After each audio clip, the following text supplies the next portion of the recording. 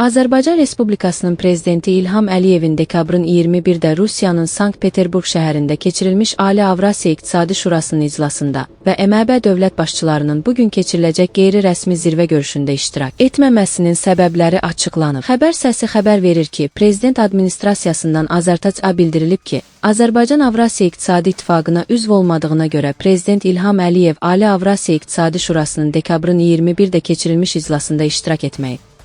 Dövlət başçısı bugün MƏB dövlət başçılarının Sankt-Peterburq şəhərində keçiriləcək qeyri-rəsmi zirvə görüşündə isə iş qrafikinin sıxlığına görə iştirak edə bilməyəcək. Xatırladaq ki, Azərbaycan Respublikası üzv dövlət kimi MÜQV-nin rəsmi zirvə görüşlərində mütəmadi olaraq iştirak edir və MƏB çərçivəsində əməkdaşlığa, o cümlədən üzv dövlətlərlə ikitərəfli əlaqələrin inkişafına mühüm əhəmiyyət verir.